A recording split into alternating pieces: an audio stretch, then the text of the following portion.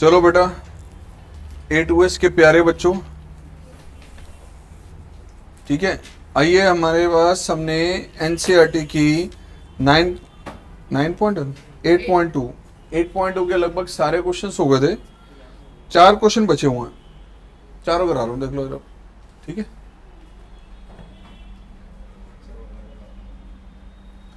लो जी 29 question पहले। If A and G be the arithmetic mean and geometric mean respectively between two positive numbers, कह रहा है A और G हमारे पास क्या है, अर्थमेटिक मीन है और ज्योमेट्रिक मीन है, किसके, between two positive numbers. Prove that the numbers are this, वो दो नंबर जो मिसिंग है जिनका अर्थमेटिक मीन A है और ज्योमेट्रिक मीन G है, वो नंबर्स की जो वैल्यूज हैं वो ये प्रूव करनी है आपने। आओ बेटा, A और G अर्थमेटिक मीन और ज्योमेट्रिक मीन है, तो क्वेश्चन नंबर 29 के अकॉर्डिंग, क्वेश्चन नंबर 29 के अकॉर्डिंग बताओ अर्थमेटिक मीन क्या दिया हुआ है आपको, A, ज्योमेट्रिक मीन क्या दिया हुआ है, G दिया हुआ है। चलो बेटा, दो नंबर्स पहले एज्यूम किए हमने,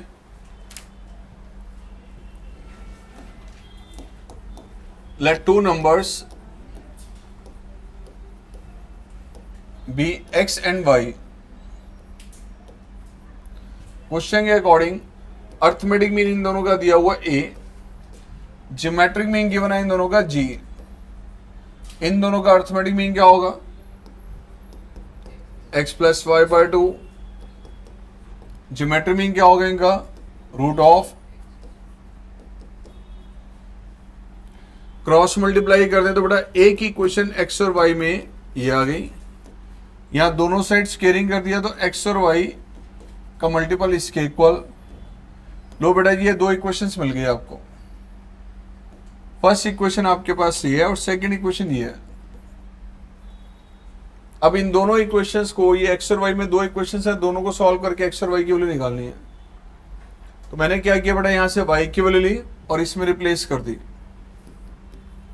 use y is equal to in x into y is equal to g square.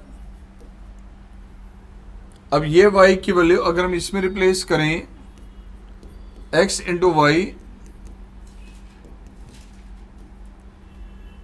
तो बेटा ये आ गया 2ax minus x square. All terms को राइट साइड लें, इन दोनों इक्वेशंस को सॉल्व करके आपने x और y की वैल्यूज कैलकुलेट करनी है। इन दोनों इक्वेशन को सॉल्व करने का मैनर क्या था, यहां से सब्स्टिट्यूशन मेथड से y की वैल्यू ली और इसमें रिप्लेस कर दी, क्वाड्रेटिक बन रही है। ध्यान से देखो, x में क्वाड्रेटिक की इक्वेशन है ये,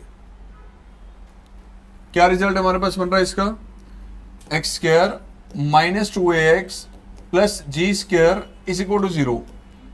क्वाड्रेटिक की इक्वेशन को सॉल्व करके आपने x वैल्यू निकालनी है। सर कैसे निकालें, फैक्टर तो नहीं बनेंगे बेटा, डिस्क्रिमिनेंट मेथड हर जगह एप्लीकेबल होता है, कहीं भी लगा दो। बताइए यहां पर a की वैल्यू क्या बेटा, a है 1, b क्या है और c क्या है, ठीक है। आओ पहले d निकालें, d होता है b square minus b square minus 4 into a into c. बेटा d की वैल्यू आ गई आपके पास 4a square minus 4g square, 4 common लिया आपने तो a square minus g square, and x आ गया बेटा minus b plus minus root d upon 2a। ये d की वैल्यू हो गया ना, d की वैल्यू यहां रखें, b आपके पास ये था plus minus 4 times a square minus g square over 2a। तो बेटा x की वैल्यू आ रही है आपके पास 2a plus minus 2 root a square minus g square, 4 का स्क्वायर रूट 2 होगा, 2 कॉमन आ रहा बेटा, कैंसिल आउट। तो लो ये आ गया आपके पास a की वैल्यू, x की वैल्यू। दो आंसर्स आ गए, क्वाड्रेटिक इक्वेशन थी तो x के दो रिजल्ट आएंगे, वो ये है बेटा। बट आपको तो x और y दोनों निकालने थे, आपने दो नंबर से एज्यूम किए थे x और y, एक्स और वाई का अर्थमेटिक मीन ये दिया हुआ था, ज्योमेट्रिक मीन ये दिया हुआ था। अर्थमेटिक मीन से एक इक्वेशन ये आ गई, ज्योमेट्रिक मीन से इक्वेशन ये आ गई। हमने एक्स और वाई निकालने थे, अभी किसकी वैल्यू चाहिए? क्या है एक्स की वैल्यूज? एक्स और वाई का सम किसके इक्वल था बेटा? तो चलो एक्स और वाई का सम ये है आपके पास 2a के इक्वल। यहां से आपने x की वैल्यूज ये 1 by 1 यूज करनी है, यहां पे रिप्लेस करनी है और y निकालना है। या मैं ये कहूं कि y किसके इक्वल है? यहां पर 2a माइनस एक्स यूज करो जरा इसमें वैल्यू अप्लाई करें तो क्या आएगा result? when x is equal to a plus root of a square minus g square, ये आपने x के लिए अप्लाई की तो y क्या होगा? 2a प्लस में root a square minus g square, एडलेस करें तो क्या आ रही है y की value? This is a minus root of. Now next value use करें अब x की। आपके दो रिजल्ट है प्लस माइनस के, अभी मैंने पॉजिटिव वाला केस लिया x का, अब नेगेटिव वाला केस ले दो। ये आपने x की वैल्यू बेटा यूज की, अब x की वैल्यू ये यहां पे अप्लाई करें और y का रिजल्ट 2a, बताओ क्या रिजल्ट है एडलेस करने पे? a प्लस में root a square minus g square. Finally जरा चेक कीजिए, जब आपने ये एडिशन वाला केस यूज किया तो y की वैल्यू ये आ रही है, और जब ये डिफरेंस वाला यूज किया तो y की वैल्यू हमारे पास क्या आ रही है? ये आ रही है। मतलब एक्चुअली ये दो नंबर से यहाँ मिसिंग थे और यही दो नंबर यहाँ पर है। जो x की वैल्यू और y की वैल्यू का जो कॉम्बिनेशन है, वही कॉम्बिनेशन की वैल्यूज यहाँ पर आ रही है, अलग तो नहीं आ रही। फाइनल आंसर क्या आ रहा है? These two values are missing, ये मिसिंग थी। ठीक है जी, आइए इसके बाद अगला क्वेश्चन।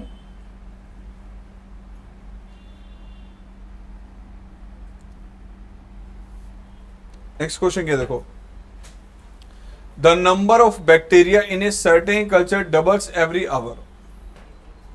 कह रहे कि हमारे पास जो है नंबर ऑफ बैक्टीरिया जो है हमारे पास कल्चर में अवेलेबल है वो डबल होते जा रहे हैं हर एक घंटे में। If there were 30 bacteria present in the culture originally, beginning में कितने बैक्टीरिया थे? 30 अगर अभी हैं तो एक घंटे बाद कितने हो गए? फिर एक घंटा और बीत जाएगा तो पहले 30 थे, फिर 60 हो गए, फिर 60 के डबल 120, फिर 120 के डबल 240 हो गए। डबल होते जा रहे हैं ना। क्वेश्चन में कह रहा है how many bacteria will be present at the end of second hour, fourth hour and nth hour. कितने बैक्टीरिया अवेलेबल थे सेकेंड आवर के एंड पे, फोर्थ आवर के एंड पे और nth आवर के एंड पे? तो बच्चों यहां पर आपको कहा गया है ओरिजिनली कितने बैक्टीरिया थे बिगिनिंग में? नंबर ऑफ बैक्टीरिया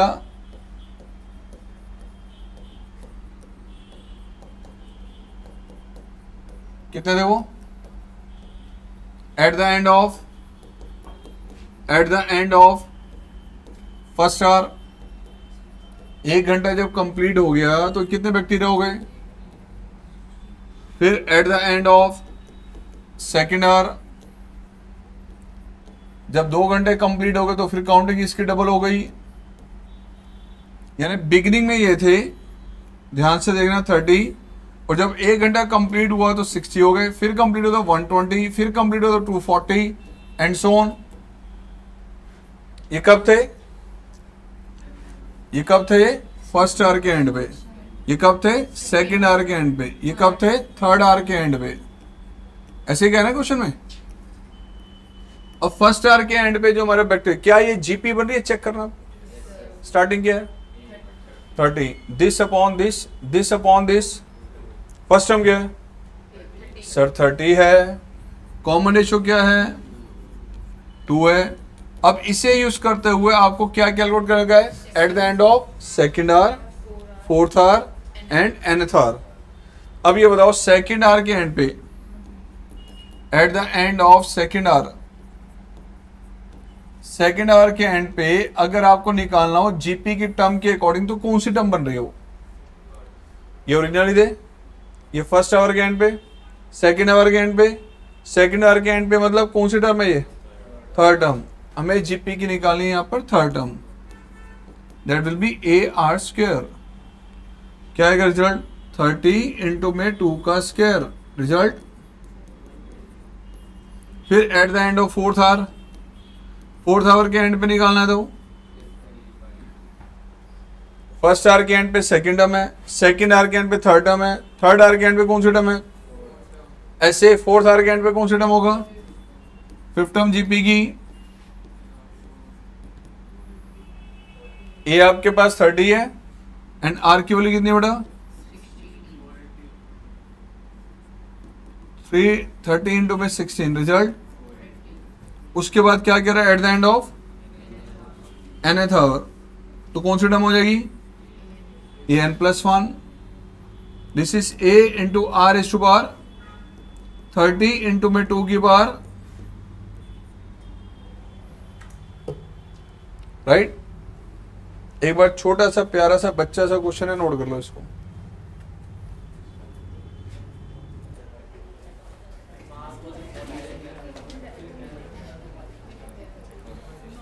आइए क्वेश्चन नंबर इसके बाद बेटा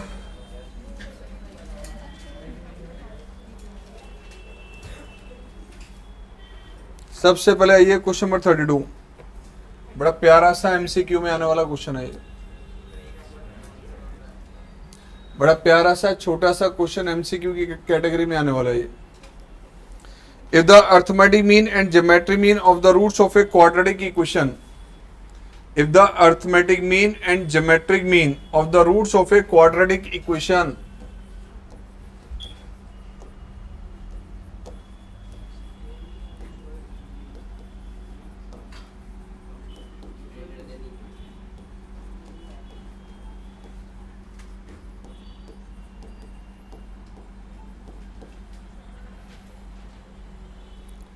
are 8 and 5 respectively,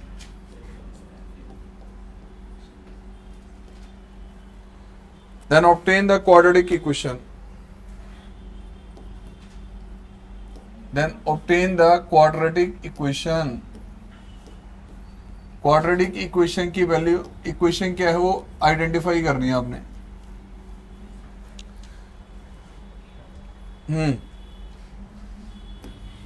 एक क्वाड्रेटिक इक्वेशन के जो रूट्स है, जो रूट्स आपके पास है, उसका अर्थमेटिक मीन और उसका ज्योमेट्रिक मीन जब कैलकुलेट किया तो वो 8 और 5 आया। आमतौर पे क्वाड्रेटिक इक्वेशन के रूट्स हमारे पास अल्फा और बीटा से डिनोट किए जाते हैं। अगर हम ये मान लें कि let alpha and beta are the roots of quadratic equation, are the roots of quadratic equation। तो बेटा ये बताइए क्वेश्चन में क्या गिवन है? इन दोनों रूट्स का अर्थमेटिक मीन, अर्थमेटिक मीन क्या होगा इन दोनों का? Alpha plus beta by 2। इनका ज्योमेट्रिक मीन क्या होगा? Root alpha beta. Arithmetic mean की वैल्यू क्या गिवन है आपको? 8। ज्योमेट्रिक मीन की वैल्यू क्या गिवन है हमें? 5। क्या यहां से मैं अल्फा बीटा में दो इक्वेशन बना लूंगा? मैंने मल्टीप्लाई किया तो alpha plus beta, cross multiply करने पे आ गया 16, स्क्वेयरिंग किया तो अल्फा इंटू बीटा कितना आ गया? 25। ठीक है, ये आ गया आपके पास। अब क्वेश्चन में कह रहा है क्वाड्रेटिक इक्वेशन बनाइए। यार बताओ रूट्स आपके पास से एक अल्फा और एक बीटा, क्या सम ऑफ द रूट्स की वैल्यू आ गई? क्या प्रोडक्ट ऑफ द रूट्स की वैल्यू आ गई? देन क्वाड्रेटिक इक्वेशन क्या होती है? X square minus sum of the roots x plus product of the roots किसके equal? Sum of the roots कितना आया बेटा? 16। प्रोडक्ट ऑफ द रूट्स कितना आया? That is equal to 0। This is the quadratic equation. Over. ठीक है, नन्ना सा छोटा सा प्यारा सा एक क्वेश्चन था, एमसीक्यू की कैटेगरी में बन के आएगा कि आपको दे दिया एएम और जीएम और आंसर में एबीसीडी में 4 अलग अलग क्वाड्रेटिक इक्वेशन दे दी गई, तो आइडेंटिफाई द करेक्ट आंसर। ठीक है, कुछ ऐसे ही क्वेश्चन अब हमारे पास जो है 31 टाइम पास करने के लिए है। ये एक्चुअली नन्ना मुन्ना प्यारा सा क्वेश्चन है ये भी।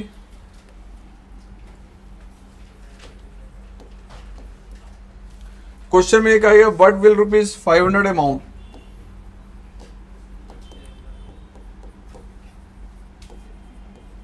बेटा 500 की वैल्यू, 500 की वैल्यू हमारे पास क्या होगी इन 10 ईयर्स, इन 10 ईयर्स। जब आपको क्वेश्चन में कहा गया after it's deposit, after it's deposit in A bank which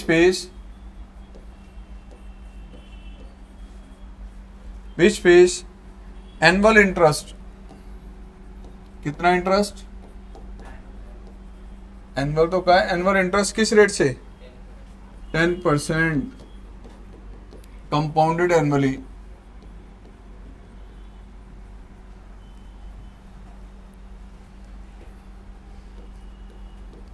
अब कंपाउंड इंटरेस्ट तो यार आप लोगों ने पढ़ा होगा, कहीं पढ़ा जूनियर क्लास में,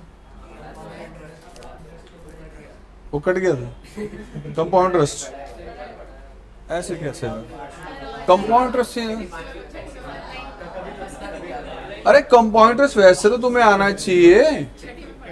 अच्छा, आमतौर पे बहुत सारे बच्चे इसमें बैठे हैं कॉमर्स के, कॉमर्स में आप लोग किसी भी एसेट के ऊपर डेप्रिसिएशन लगाते हो, डेप्रिसिएशन लगाते हैं। एक एसेट आपने कोई परचेज की, कोई मशीनरी है, कोई कार है, कुछ और XYZ परचेज किया, उस पर कहा गया 10% का रेट ऑफ डेप्रिसिएशन है, डेप्रिशिएट करिए वो 10% के अकॉर्डिंग।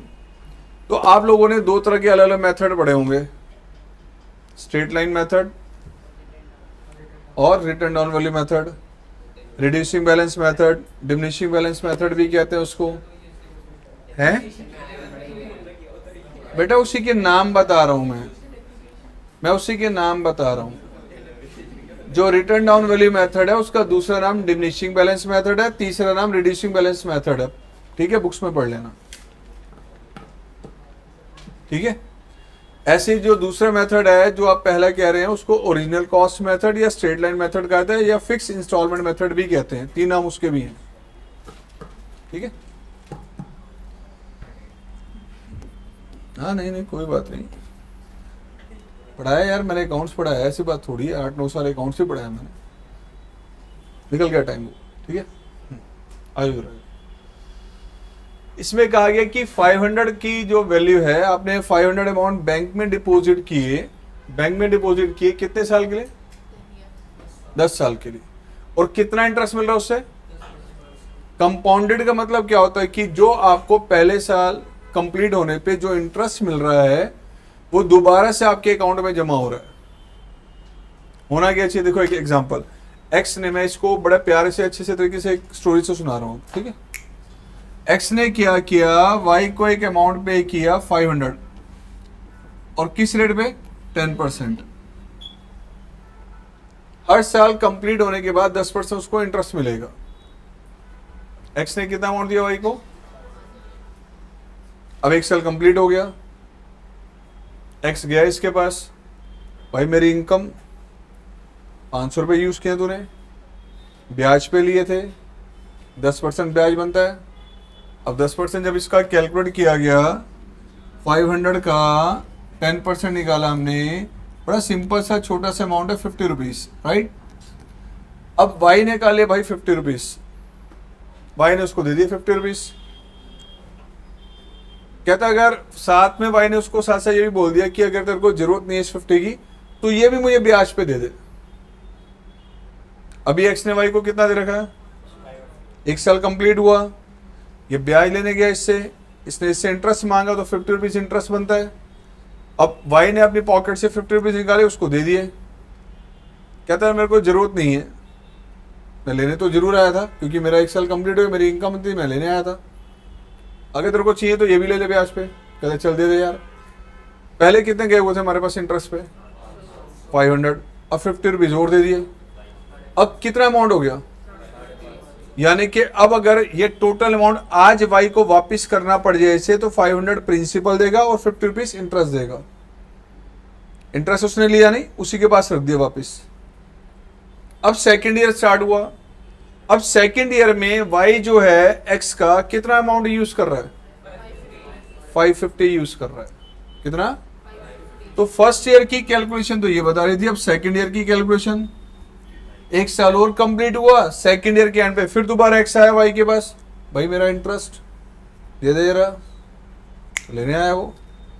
अब वाई ने इंटरेस्ट देना तो कितने पे देना, अब 550 पे 10% के अकॉर्डिंग कितना अमाउंट, राइट।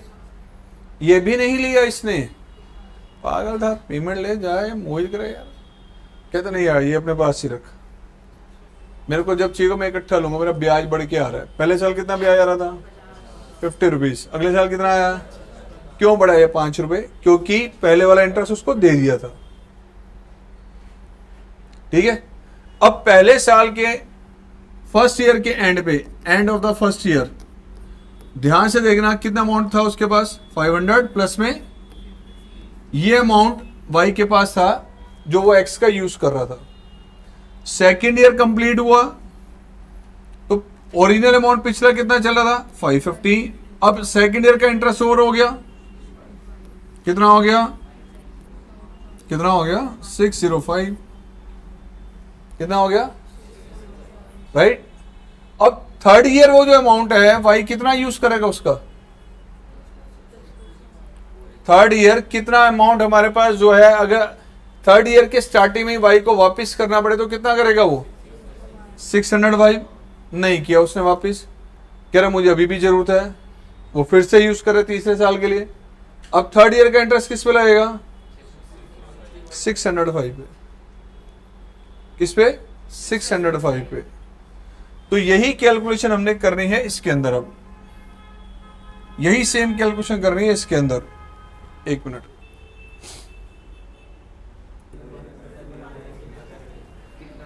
अब यही कंसेप्ट हमने इसमें यूज करना है, ध्यान से सुनना जरा। फर्स्ट ईयर के एंड पे कितना, फर्स्ट ईयर के बिगिनिंग, आओ जरा एक मिनट के लिए, फर्स्ट ईयर के बिगिनिंग में कितनी वैल्यू थी,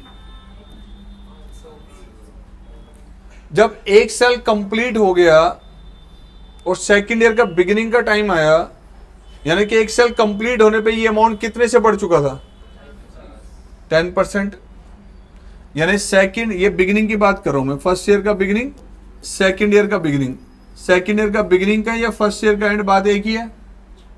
सेकंड ईयर के स्टार्टिंग में कितना अमाउंट हो चुका है 500, प्लस में